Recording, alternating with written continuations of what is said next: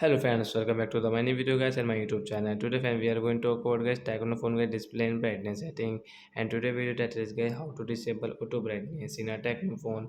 Guys, you want to disable your auto brightness in your Tecno phone, so when how to disable auto brightness in a Tecno phone, today I will show you in this video guys. So before starting video friend, first of all go and subscribe the channel guys, click the bell icon, like my video.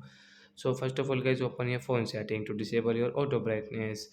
So we will on our phone setting, then guys scroll it friends, you can see display and brightness setting guys, tap here guys, and guys you can see second option guys adaptive brightness means auto brightness setting guys, you can disable from this right side.